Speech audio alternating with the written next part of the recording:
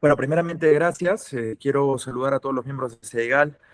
Me parece muy interesante todos los grupos académicos que vienen fomentando lo que es la academia, como comentábamos hace un momento. La idea de esto es contribuir a la formación de estudiantes en lo que respecta al derecho penal, de abogados, en compartiendo criterios y debatiéndolos, y justamente hacer crecer esto que a tantos nos apasiona, ¿no? Que es la academia. Desde ya felicito la actuación que ustedes tienen, pero más allá de eso, también quiero resaltar que justamente sin la participación de estudiantes, abogados, esto no tendría forma de crecer. Invitar a que se sumen a este tipo de actividades académicas porque realmente esa es la finalidad, creo, tanto nuestra como mía, vuestra, mía y de todas las personas que pueden estar viéndonos el día de hoy. Bueno, sin más, creo que el tema que nos ha ocupado es el de cómo se prueban los delitos como, contra el patrimonio. Entonces, en realidad para eso yo creo que primero tendríamos que centrar dos puntos. El primero, hablar de que las pruebas por sí mismas no prueban nada. En un proceso penal está probado lo que el juez que decide dice que está probado. Y a partir de eso, lo siguiente que tendríamos que preguntarnos es, ese juez, ¿qué criterios utiliza para determinar que cierto hecho postulado por el Ministerio Público se encuentra probado? Esa sería la segunda premisa. Y para esto, automáticamente tendríamos que referirnos a que los criterios que utiliza en su discrecionalidad el juzgador son dos. El primero podemos denominar que es un criterio de valoración de hechos y valoración de prueba. Y el segundo es un criterio de interpretación de norma. Entonces, esa discrecionalidad tiene dos ámbitos, discrecionalidad valorativa y discrecionalidad interpretativa. Ahora, la pregunta sería, ¿esa discrecionalidad es abierta? O sea, depende de cada juez qué interpretación le da a los hechos, qué interpretación le da a la prueba, o cómo interpreta, perdón, valoración le da a la prueba, o cómo interpreta la norma, será abierta. Y la respuesta que yo podría dar es que no, porque si esa interpretación sería subjetiva y sería abierta y dependería de cada juzgador, sería arbitraria, porque de repente esos márgenes de discrecionalidad que son racionales para un juzgador, para otro no lo sean. Y no tendríamos un parámetro para definir qué es lo correcto subjetivamente hablando, porque este criterio subjetivo del juzgador no tiene un parámetro o un criterio de corrección intersubjetivo que nos haga entender cuál es el parámetro correcto de actuación de un juzgador, si es que fuera abierto y subjetivo. Entonces, lo que se propone más bien es que esa discrecionalidad tiene que estar regulada. Y es por eso que esa regulación obedece a lo que encontramos en el Código Procesal Penal, obedece a lo que se fija jurisprudencialmente a través de la Corte Suprema, obedece también a los acuerdos plenarios y doctrina legal que se pueda generar, inclusive hasta el Tribunal Constitucional.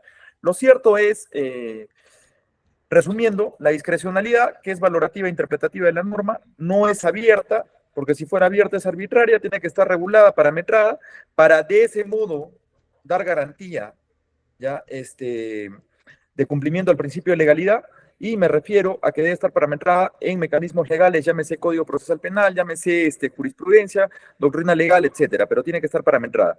Esto que se va a parametrar justamente va a regir cuáles son los márgenes de actuación en la discrecionalidad del juzgador.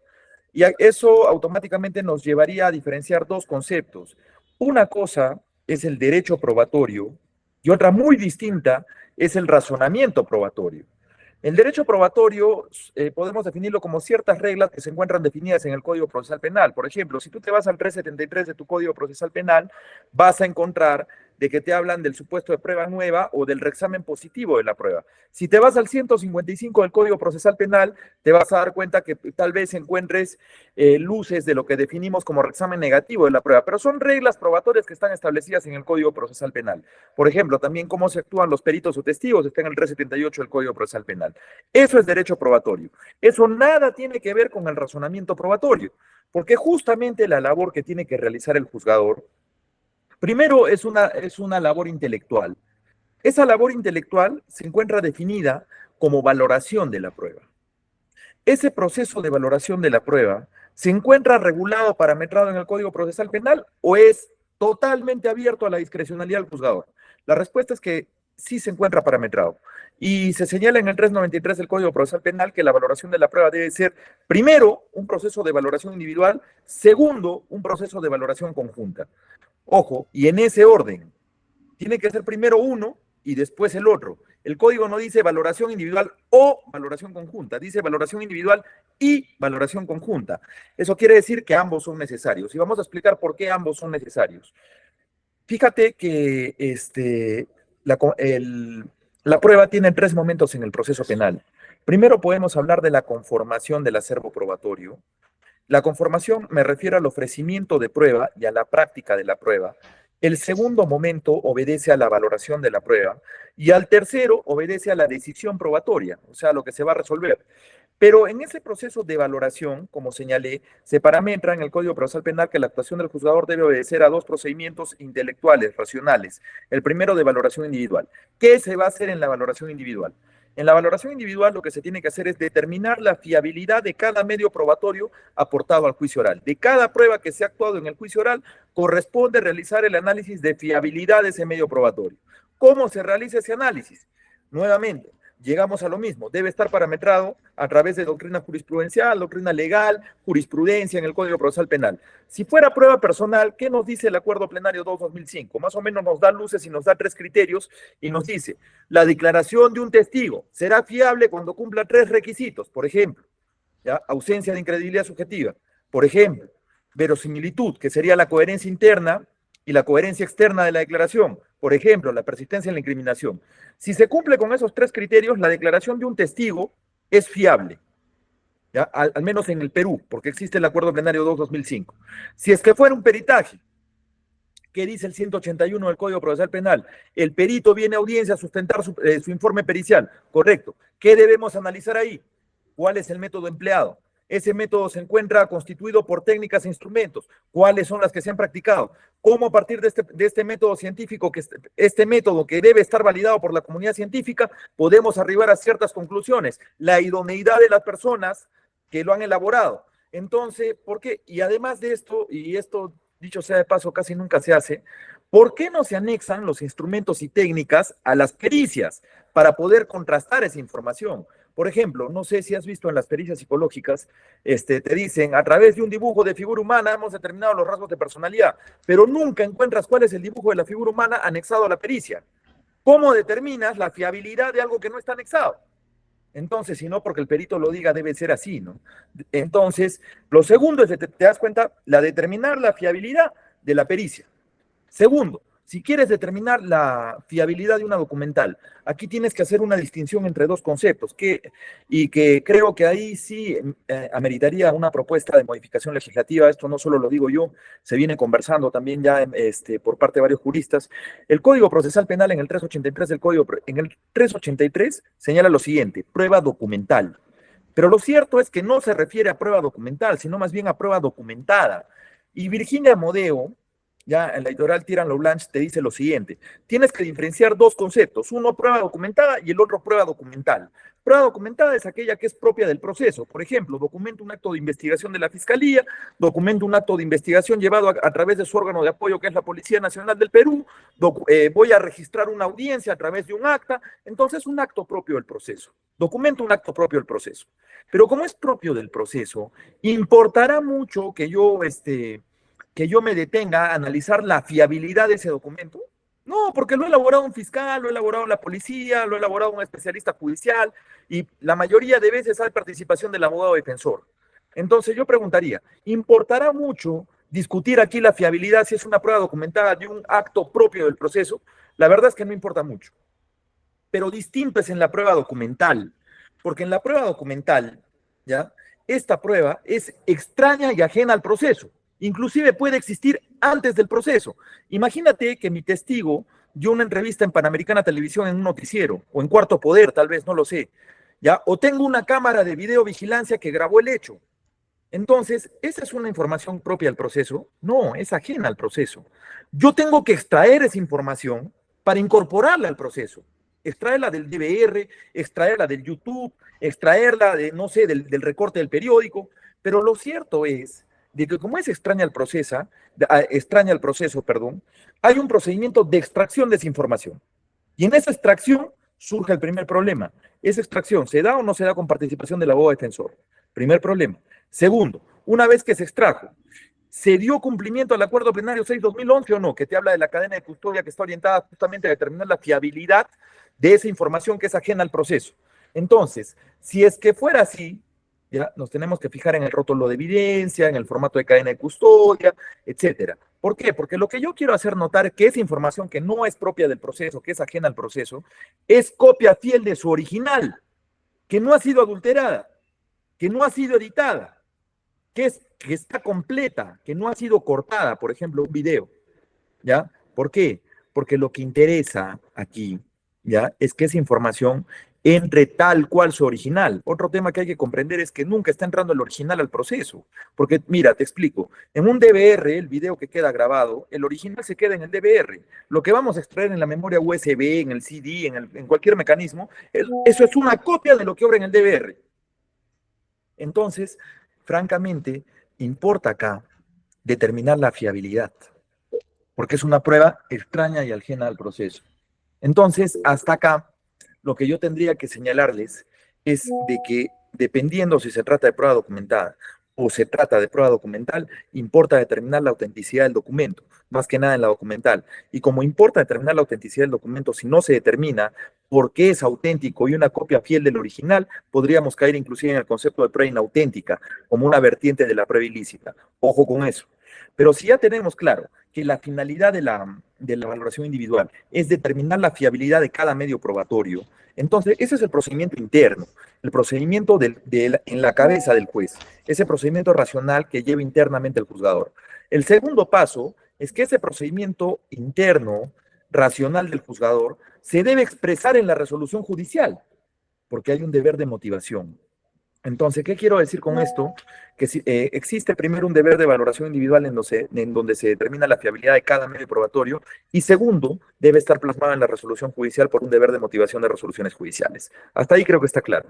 Ahora, lo cierto es de que entonces, resumiendo, la finalidad de la valoración individual son dos cosas. Uno, determinar la fiabilidad de cada medio probatorio y dos, la discriminación de los medios probatorios que son fiables de los que no son fiables.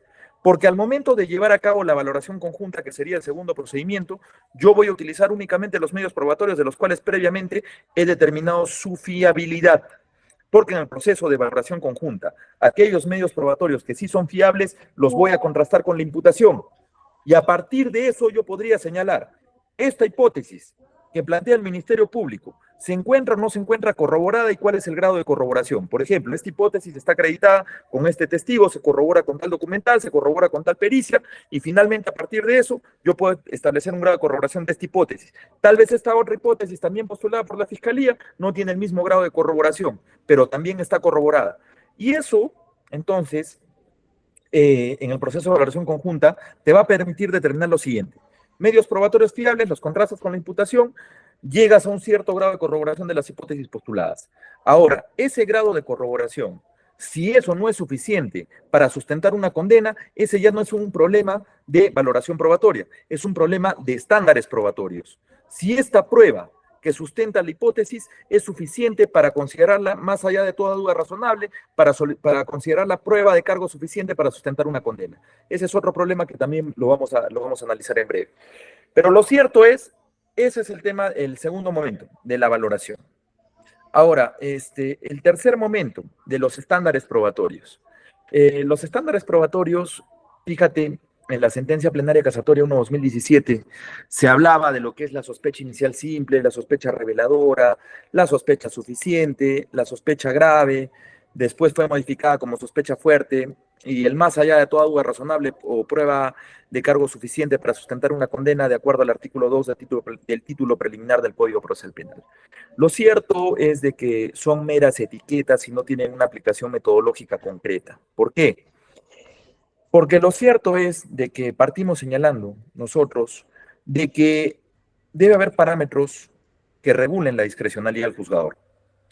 Y esos parámetros nos permiten establecer el día de hoy que existen 4 criterios metodológicos respecto a los estándares probatorios. El primero es de que no podemos depender de la íntima convicción del juzgador y que esa íntima convicción se produzca a partir del principio de inmediación. Primero, porque la íntima convicción es un proceso intersubjetivo. La convicción que puede tener usted no es la misma convicción que puedo tener yo o la que puede tener mi mamá, pero ¿importará mucho lo que pueda pensar mi mamá, usted o yo, o que sean fundamentos distintos? Creo que no. Lo que sí va a importar es como propuesta del primer criterio metodológico, la capacidad justificativa de los elementos de juicio que aportan información al proceso, capacidad justificativa de elementos de juicio que aportan información al proceso respecto de las hipótesis planteadas. Ese sí es un criterio objetivo, que eso sí es controlable.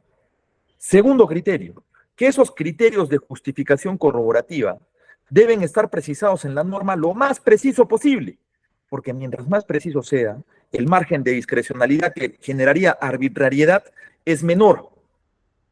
El tercero sería entender que en el proceso penal no se puede admitir no se puede admitir el pensamiento de algunos jueces que aquí hablamos de probabilidades matemáticas. O sea, si un hecho está probado, el 51% está probado. No existen las probabilidades matemáticas en un proceso penal. Lo cierto es que existen probabilidades baconianas. Hay hipótesis que se aproximan más que otras a la verdad. ¿Ya? O mejor dicho, como lo diría Gustavo Arósena, en palabras de Carneluti o de Gustavo Arósena, dicen lo siguiente: la verdad material ciertamente es inalcanzable en el proceso penal. Los conceptos de verdad son una falacia. Lo cierto es que existe una sola verdad, pero como es inalcanzable, lo máximo que nosotros podemos hacer en un proceso penal es tener hipótesis o tener una hipótesis que se acerque más a la verdad. ¿Y qué verdad va a ser la que tenemos que definir? La que está postulada en los hechos que son objeto procesal postulados por el Ministerio Público. Eso sí es objetivo. Y lo cuarto, en palabras de Jordi Ferrer Beltrán, que estos estándares deben ser progresivos. Yo creo que en el Perú solo hemos cumplido con el último, porque finalmente la definición de cada uno de ellos en la normativa o en la jurisprudencia no se ha dado, se deja la discrecionalidad al juzgador, por eso encuentras resoluciones de prisión preventiva diciendo que hay fundados y graves elementos de convicción sin que se defina cuál es ese estándar o por qué sería distinto del estándar de una sospecha suficiente, simplemente se habla de una corroboración, pero no se habla de que por qué esa corroboración es suficiente para alcanzar el estándar que se requiere para cada tipo de decisión. Ese es un problema. Ese es el segundo que pongo a consideración. Ahora, esto es si hablamos de lo que sería razonamiento probatorio y estándares probatorios. Ahora, si hablamos de delitos contra el patrimonio, primero tendríamos que señalar que lo que es objeto de prueba en un proceso penal son todos los elementos del tipo penal, porque finalmente se hacen dos tipos de justificación, dos tipos de juicio por parte del juzgador. El primero es un juicio de justificación interna, premisa mayor, que va a ser siempre la norma, en este caso el tipo penal del delito contra el patrimonio. El segundo va a ser los hechos postulados por el Ministerio Público, las proposiciones fácticas que se postulan por parte del Ministerio Público. Se debe entender que si hablamos de imputación concreta, de imputación concreta, debe existir una proposición fáctica, ¿ya? Una proposición fáctica para cada elemento normativo, para cada elemento descriptivo del tipo penal. Porque si es que existe, hacemos un juicio de subsunción, un juicio de justificación interna, ¿ya? Y se obtiene una premisa válida. Elemento del tipo 1, premisa fáctica 1 para ese elemento del tipo, se obtiene una premisa válida. Desde que obtenemos una premisa válida, nosotros podríamos señalar de que sobre esa premisa válida van a recaer todos los medios probatorios aportados por el Ministerio Público de acuerdo a la pertinencia de cada uno en el ofrecimiento probatorio. Entonces, el segundo análisis de justificación externa va a venir a acreditar una premisa válida. Si no hay premisa válida, no hay nada que acreditar.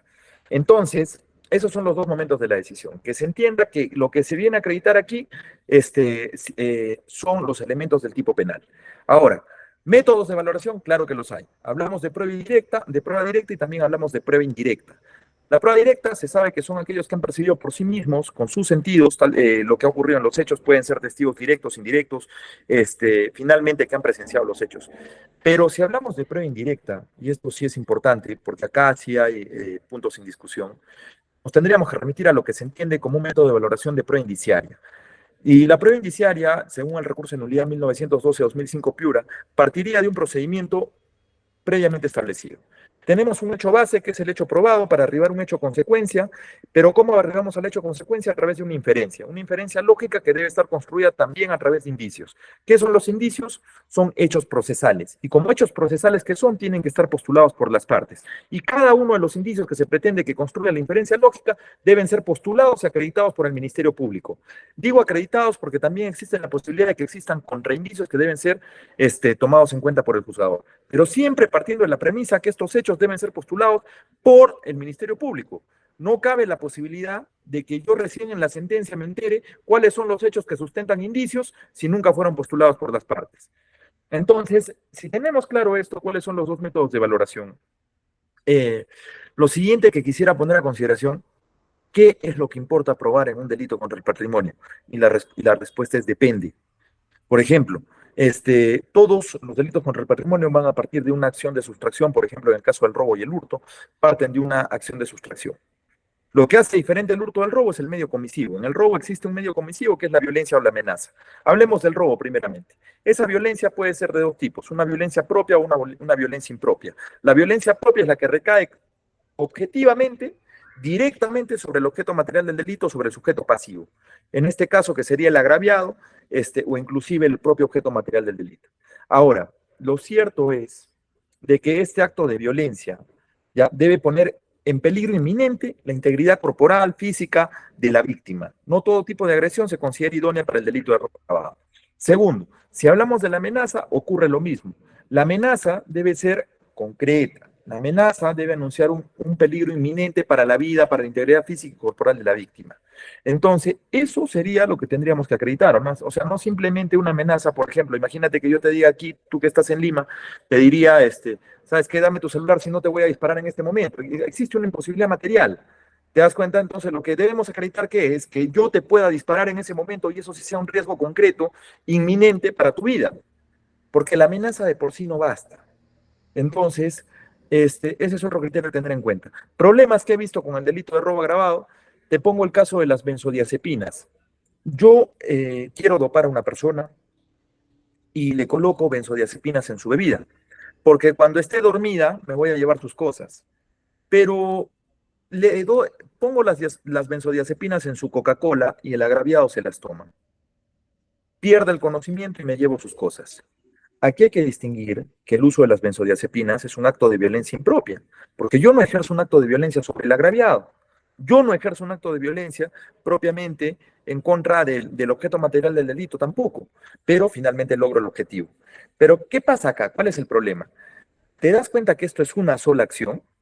O sea, no hay dos acciones, no hay una primero donde te golpeo y después te doy la benzodiazepina. Es una sola acción que es la benzodiazepina. Y si el tipo base exige un acto de violencia distinto al del agravante de segundo grado, necesitaría en teoría una proposición fáctica para la violencia del tipo base y una proposición fáctica distinta para el agravante de segundo grado. Pero lo cierto es de que la proposición fáctica siempre es una. Entonces, ¿podríamos hablar de un delito de robo agravado si no tienes una proposición fáctica para el tipo base? Mira, y esa es una problemática que se presentó. Ramiro Salinas Ilcha te dice que no, de que más bien esto podría ser considerado como un hurto agravado con destreza. Es una crítica, por ejemplo, que se hace al uso de benzodiazepinas. Bastaría una sola proposición fáctica y entender que eso se subsume dentro del acto de violencia impropia, propio del tipo base, y además también justifica el uso de un agravante de segundo grado, una misma proposición fáctica. Recuerda que hay una proscripción para la doble valoración, ¿no? Entonces, ese es un problema que surge. El segundo problema que surge a partir de la modificatoria es el principio de proporcionalidad. Escuchaba al doctor Caro Coria en la mañana y más o menos lo que veía era de que él decía, ahora un celular vale más justamente que una vida. Y ciertamente creo que lo que pasa en el Congreso es un problema no legislativo, sino más bien pareciera de orientación a lo que involucra el derecho penal. El derecho penal, si bien es cierto, puede ser considerado como un instrumento de control social, ahí no hay ninguna duda, ¿ya? Pero el tema es la comprensión de las funciones del tipo penal. La función motivadora, que es enviar un mensaje a la sociedad de no cometas el delito, porque si no te corresponde una pena de 30 años, no es una solución. No es una solución social, porque las soluciones sociales no las propone el derecho penal, para eso existe la criminología. Lo que pasa acá es de que no se está atendiendo la afectación de bienes jurídicos y no se está entendiendo cuál es la prelación de los bienes jurídicos en el orden constitucional. Entonces, si es que eso fuera así, llevaría a preguntarnos, un delito contra el patrimonio, un bien jurídico, patrimonio. ¿Qué es un bien jurídico? Todo aquello que permite la convivencia social en paz, pacíficamente, ya principio, valor, como lo quieras llamar. Pero la afectación a los bienes jurídicos son los que van a regular la determinación de la pena. Recordemos que la pena se determina en base a cuatro supuestos, en base a cuatro principios: principio de legalidad, principio de lesividad, principio de proporcionalidad y principio de culpabilidad. Entonces, y si eso es así, la pregunta sería, por principio de proporcionalidad, el bien jurídico patrimonio es más importante que el bien jurídico protegido vida, ahí tendríamos un primer problema. El principio de culpabilidad, quitarle el celular a una persona, tal vez metiéndole un puñete, es más grave que dispararle a una persona y ocasionarle la muerte. Entonces, ahí también creo que tendríamos un problema. ¿Ya? Principio de culpabilidad. Yo no respondo más allá de por el hecho que he cometido. Aquí tendríamos que remitirnos a dos conceptos, la antijuricidad formal y la material. Y la material responde justamente a la gravedad del hecho cometido. Entonces, ¿cómo podríamos hablar de que sustraer un teléfono sería más grave que quitarle la vida a una persona? Porque la lógica sería esta. Mejor primero te mato y de ahí me llevo tus cosas, ¿ya? Porque me van a dar 20 años, que quitarte el celular y dejarte vivo, ¿ya? Para que digas que te intenté robar porque me van a esperar 30 años. Ese es el otro lado del mensaje. Entonces, hay que tener cuidado con lo que estamos comunicando a la sociedad. Creo que hay un problema de técnica legislativa en el Congreso y lo que se pretende hacer. Ahora, fíjate, otro punto que he encontrado que es problemático en la acreditación de los delitos contra el patrimonio es lo siguiente, la preexistencia del bien. ¿Cómo acreditas la persistencia del bien? Dice la Corte Suprema. Basta la declaración del imputado. Pero si basta la declaración del imputado, tienes por otro lado el acuerdo plenario que te dice que necesitas corroboración periférica de lo que diga el imputado. Entonces, ¿será tan cierto que basta la declaración del imputado diciendo yo tenía esto? No lo veo por ahí. Tengan presente también, muchachos, aquí también en los delitos contra el patrimonio se ve mucho lo que es el reconocimiento de las personas, sea a través de un reconocimiento en rueda que está estipulado en el 189 del Código Procesal Penal, del reconocimiento de objetos que está en el 190 del Código Procesal Penal, o inclusive del reconocimiento fotográfico. Pero lo cierto es de que, como decía Carmen Vázquez, el reconocimiento es una diligencia que no es fiable. Y les explico por qué. Si tú te remites al 189, un segundito, permite. Y ahora sí. El 189 del Código Procesal Penal determina y describe la diligencia de reconocimiento basada en lo siguiente. Dice, primero te van a colocar a ti con 3 personas de similares características. Hasta ahí. ¿Quién determina cuáles son las similares características? Porque sería subjetivo. Dependería de la persona que busca las otras 3 personas. Entonces, ¿cuál sería el grado de fiabilidad? Porque generalmente lo que pasa es que te ponen con 3 policías que están con camisa y tú estás detenido 2 días sin bañarte y es fácil darse cuenta quién es el detenido. Entonces, no hay fiabilidad. Primera crítica. Segunda crítica. Fíjate que te hablan de una descripción previa y se entiende que esa descripción previa obedece a la espontaneidad de que, en este caso, el presunto agraviado no haya visto al imputado. Pero generalmente se resta fiabilidad a eso cuando, si ya lo vio, ¿qué sentido tiene el reconocimiento? Entonces, tendría que ser inmediato, ¿no? ¿Qué sentido tendría un reconocimiento después de 2, 3 días o de una semana, que porque a veces se llevan así, de una persona que ya salió en el periódico, de una persona que ya salió en la prensa? ¿Tendrá algún sentido? Porque fíjate que si vamos por el lado de la psicología del testimonio, no necesariamente esa persona que es el agraviado va a estar mintiendo. Él sigue pensando que está diciendo la verdad, pero es una verdad que ya se generó él en la cabeza porque ya vio la prensa, porque ya vio el periódico, porque ya conversó con el policía. Entonces, obedece ya a la falta de fiabilidad en el dicho de quien va a identificar. Entonces, ese es otro problema. Ya, finalmente, creo de que esos son problemas que, por ejemplo, así rápidamente hemos podido evidenciar, por ejemplo, del robo. Ahora, del hurto. En el hurto también hay problemas.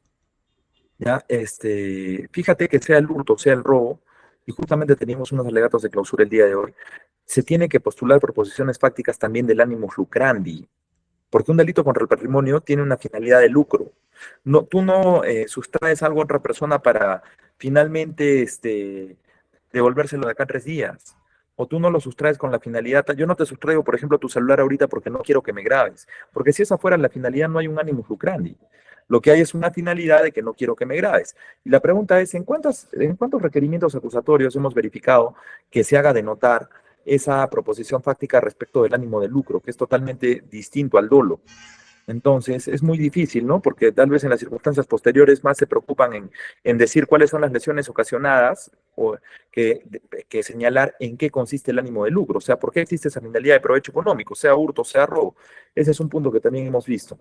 Ahora, otro tema que quisiera hacer notar ya para de repente ir pasando las preguntas, es lo siguiente.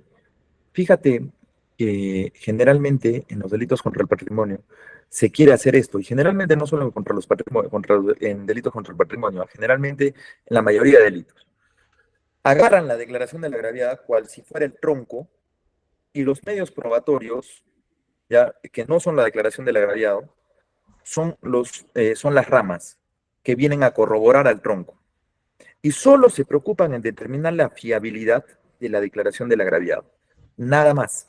Y te dicen que está corroborada con el elemento probatorio 1, con el elemento probatorio 2, con el elemento probatorio 3, pero la pregunta es, ¿quién determinó la fiabilidad del elemento probatorio 1? ¿Quién determinó la fiabilidad del elemento probatorio 2? La fiabilidad del elemento probatorio 3 para determinar una vez que sean fiables, sean pasibles de corroborar la declaración del agraviado y así la declaración del agraviado sea fiable.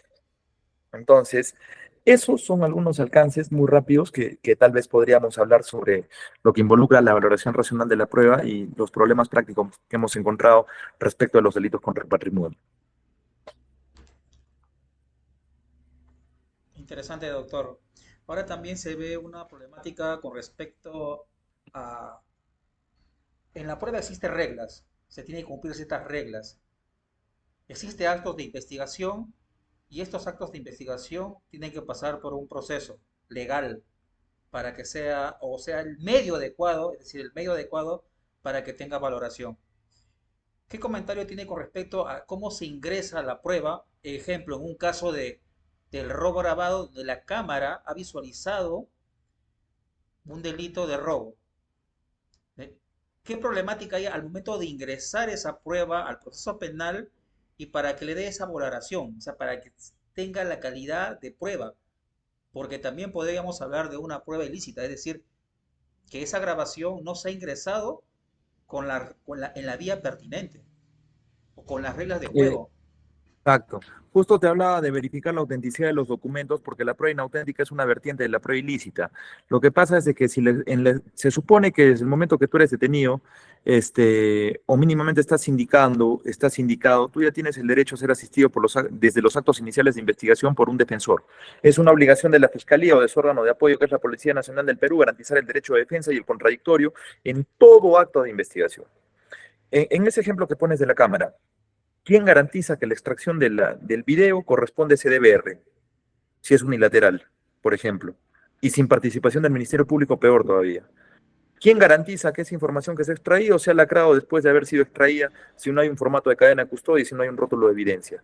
¿Quién garantiza que esa información no ha sido editada?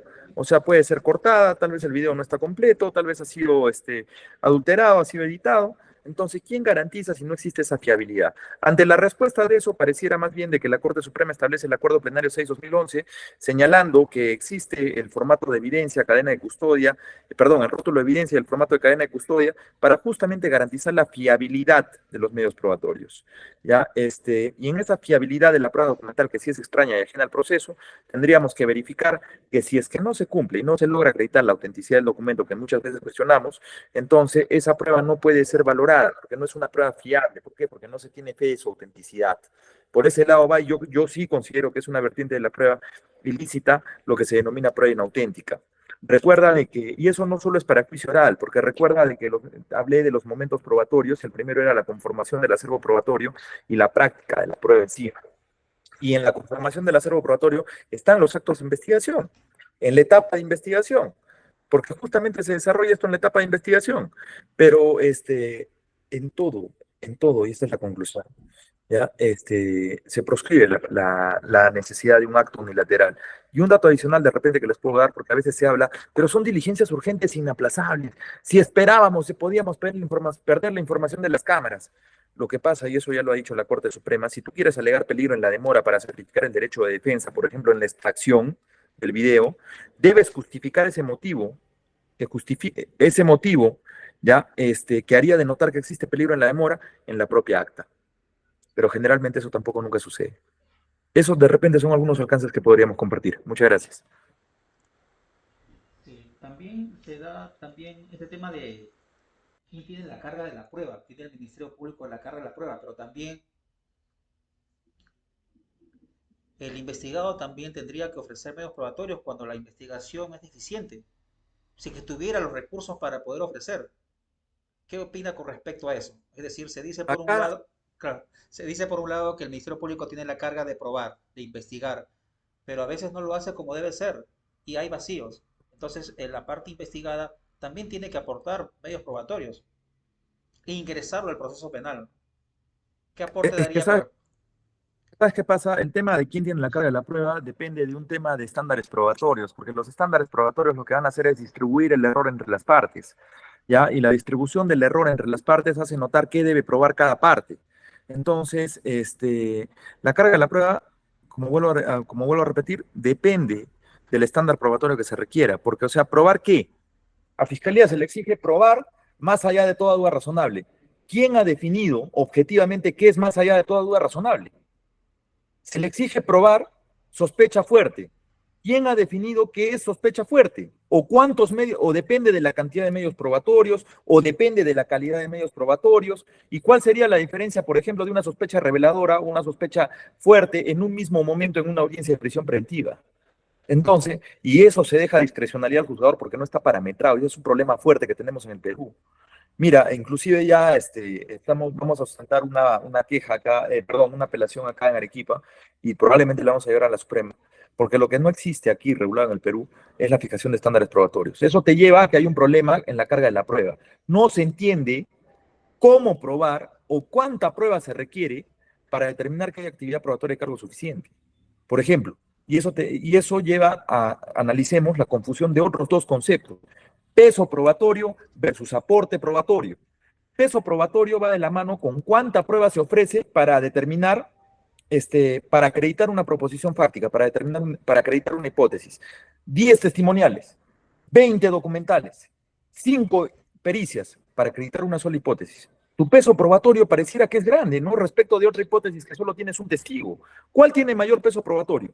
La hipótesis 1 que tiene 20 peritos, 10 documentos y 40 testigos, o la hipótesis 2 que solo tiene 2 testigos. Peso probatorio mayor va a tener la hipótesis 1 porque tiene mayor acervo probatorio, mayor riqueza de acervo probatorio para acreditarla. Y eso nos hace notar y reflexionar en lo siguiente: el peso probatorio inclusive puede darse antes de la valoración probatoria. Yo puedo determinar qué premisa tiene mayor peso probatorio sin necesidad de valorar, solo basta ver cuánta prueba se ha ofrecido para acreditar esa premisa. Pero fíjate, que el peso probatorio de por sí, ¿ya? No determina fiabilidad. Lo que hace el peso probatorio es que a mayor prueba ofrecida, la disminución del error, ¿ya? Es mayor. O sea, mientras más prueba ofrezco, menos posibilidad de error. Más claro. ¿Ya? Solo eso determina el peso probatorio. ¿Ya? Entonces, por eso digo yo, eso no se puede confundir con la carga de la prueba. O sea, la carga de la prueba no es mientras más prueba traigas, mejor. Eso solo es peso probatorio. ¿Ya? Entonces, por otro lado, eh, si es que fuera menor o mayor peso probatorio, ¿qué se entiende eh, por actividad probatoria de cargo suficiente? Dije hace un momento, lo que hace el razonamiento, la valoración racional de la prueba, el razonamiento probatorio, es arribar a ciertas conclusiones. Conclusiones que van a hacer notar que determinada premisa tiene un cierto grado de corroboración. Este cierto grado de corroboración parte de la prueba que la justifica, capacidad justificativa de los elementos de juicio respecto de las conclusiones a las que se ha arribado. Pero la pregunta es, ¿esta actividad probatoria, quién dice que es suficiente para sustentar una condena? ¿Quién lo determinó? No se encuentra determinado. Entonces, hablar de carga de la prueba nos lleva a un error. Determínanme qué es prueba suficiente para cuál decisión y para determinada decisión. Entonces, ese es un problema que tenemos con la carga de la prueba. Ahora, segundo aporte que te tendría que dar, se habla de la carga dinámica de la prueba. Ya, quien alega un hecho lo tiene que probar, dicen. Entonces, y ciertamente ahí lo que tendríamos que preguntarnos primero, ¿qué es objeto de prueba en el proceso penal? Y sacarnos la idea de la cabeza de que la finalidad del proceso penal es la búsqueda de la verdad. La finalidad del proceso penal no es la búsqueda de la verdad. El proceso penal busca muchas cosas más que solo la verdad. Busca garantizar tus derechos fundamentales, tus garantías constitucionales, busca garantizar la economía procesal, por ejemplo, busca muchas otras cosas más allá que la verdad. Cosa distinta sería preguntarnos cuál es la, cosa distinta sería preguntarnos cuál es la finalidad de la actividad probatoria. En la finalidad de la actividad probatoria sí podríamos contestar, efectivamente es la búsqueda de la verdad. Como dijimos hace un rato, no hay tres verdades, desecha esos conceptos. Hay una sola que es la verdad correspondencia. Y en el proceso penal jamás vas a arribar a la verdad, sino a qué hipótesis es más cercana a los hechos postulados en el requerimiento acusatorio, porque los hechos postulados en el requerimiento acusatorio constituyen el objeto procesal, que justamente el objeto procesal es lo que es objeto de prueba en el proceso penal y no otra cosa. Entonces, hay que tener claro, ¿ya? Lo que es objeto de prueba es el objeto procesal determinado por lo que viene en la acusación fiscal, no el objeto de debate, porque vas a encontrar que algunas veces te van a decir, pero se debatió en juicio. Sí, pero no está en la acusación. No importa, no te genera indefensión porque se debatió en juicio. Una cosa es el objeto procesal, que viene delimitado por la fiscalía en su acusación. Otra es el objeto de debate, que surge a partir de la resistencia planteada por la defensa. Su teoría del caso lo puedes denominar si quieres. ¿Ya? Por ejemplo, alego legítima defensa. ¿Te das cuenta? Entonces, pero la congruencia recursal, o sea, sobre lo que se puede pronunciar el juzgador, no recae sobre lo que es objeto de debate, recae justamente sobre lo que es objeto procesal, porque si no se acredita esta hipótesis, ¿ya? Esta hipótesis, como más probable dentro del proceso penal en una probabilidad baconiana, entonces, finalmente no podría sustentarse una condena. Ahora, determinar a qué grado de corroboración está sustentada y cómo arribamos a que este grado de corroboración es suficiente para sustentar una condena es otra cosa. Pero finalmente hay que tener cuidado cuando le damos carga de la prueba, porque finalmente ni siquiera tenemos definido cuál es la prueba suficiente. O sea, y más claro, yo te lo pongo así. Muchas veces pasa, para formalizar, te presentan 10 elementos de convicción y para acusar te presentan los mismos 10 elementos de convicción. Entonces, ¿cuál sería la diferencia entre una sospecha reveladora y entre una sospecha suficiente? Si no está definido, tiene que ver con la cantidad, con la calidad del acervo probatorio. Si en etapa intermedia te dicen que no se puede hacer valoración de elementos probatorios. Entonces, hay un mundo abierto para debatir acá. Inclusive te pongo un ejemplo, el 468 en la terminación anticipada te exige confesión del acusado más elementos de convicción suficientes. La terminación anticipada tú la puedes hacer desde que formalizas. Yo te pregunto, en la formalización, ¿qué elementos de convicción suficientes vas a tener si estás iniciando la investigación? En teoría. Entonces, porque si tuvieras lo suficiente, te irías por una acusación directa. Entonces, y yo te pregunto, ¿tendrá mucho sentido, o sea, hablar de elementos de convicción suficientes en una terminación anticipada al inicio de la investigación? Más bien la propuesta era la siguiente. ¿Cómo yo ya me puedo declarar culpable de un delito sin saber qué prueba, acervo probatorio, peso probatorio, mínimamente qué peso probatorio tengo respecto de las premisas que se me imputan?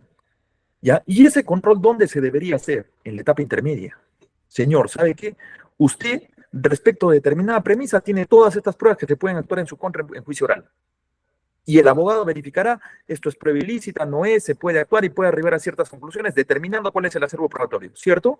A partir de eso, determinando el peso probatorio que tenga cada una de las premisas fácticas, podrá el acusado determinar si es que se acoge o no se acoge al reconocimiento de los hechos. Es más lógico pensar que sí, una vez que conozca eso y se someta a control judicial, ¿cierto? Entonces, y eso nos llevaría a pensar que más bien al momento para el reconocimiento de los hechos debería ser solamente la conclusión anticipada, donde sí podemos hablar de elementos de juicio suficientes que sí podrían sustentar una condena porque ya se admitieron para su actuación de juicio oral, que es una propuesta totalmente distinta que estamos trabajando también. Entonces, esos son ciertos datos que podría alcanzar. Gracias. También, doctor, también se presenta también que en la etapa de investigación preparatoria, el agraviado y los testigos rinden su declaración con abogado ante el Ministerio Público, pero ¿qué pasa? Que en la etapa del juicio oral no se presenta. Entonces, ¿qué comentarios realizaría con respecto a si este órgano de prueba, ya que ha sido correctamente notificado, no participa en esa etapa, que es la etapa estelar, donde se va a definir la sentencia? Primero tendrías que verificar si cumples con los supuestos del 383 del Código Procesal Penal. Lo primero, verificar si es que se cumple con el debido emplazamiento de las partes y segundo, con la presencia del representante del Ministerio Público. Y sobre este último, presencia del representante del Ministerio Público, tendrías que preguntarte, ¿cómo se garantiza la inmediación?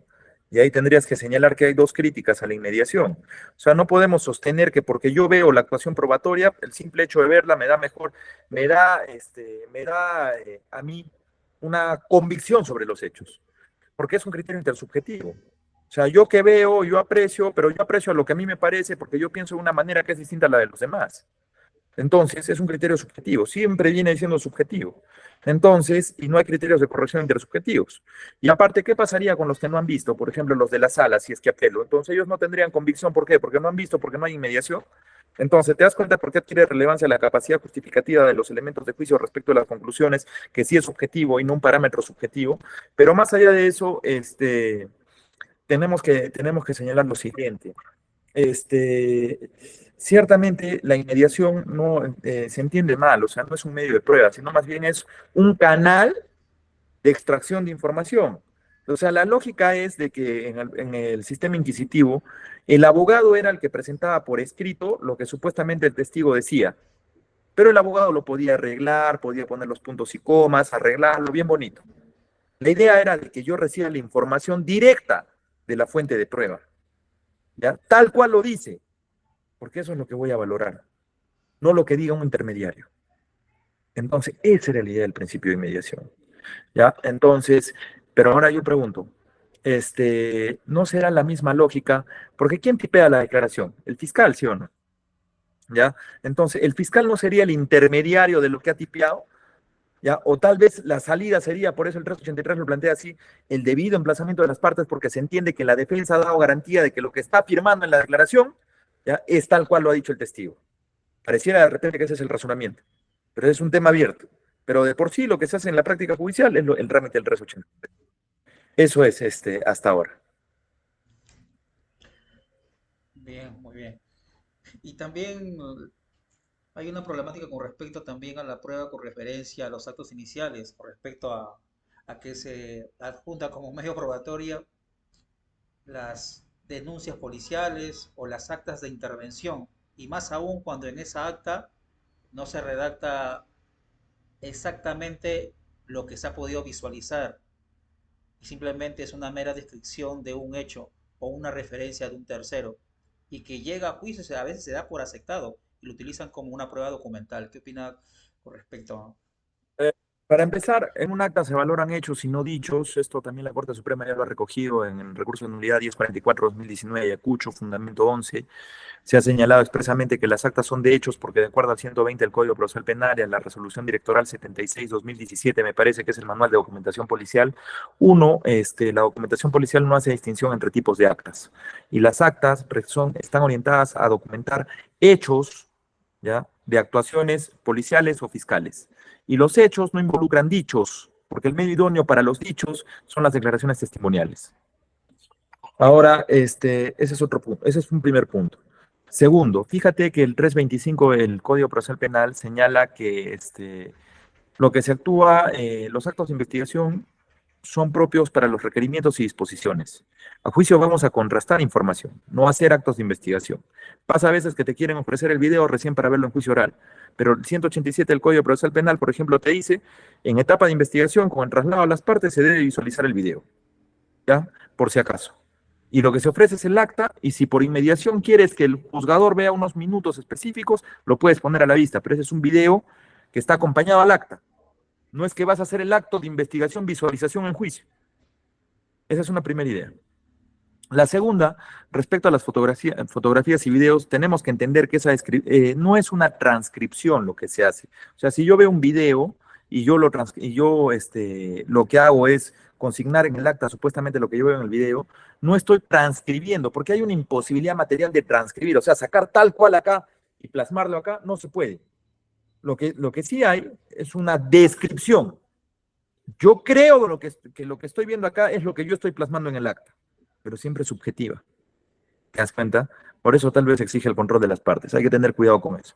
Pero ¿qué es lo que yo pienso? Hay que justamente para eso determinar la fiabilidad de cada medio probatorio, ¿no? Porque ahí se va a determinar si es que todo lo que te estoy señalando, dónde tiene que salir en la determinación de la fiabilidad que se hace en la valoración individual de la prueba. Por eso es que adquiere relevancia. Hay algunos juzgadores que piensan que en la conjunta pueden hacer todo y eso no funciona así.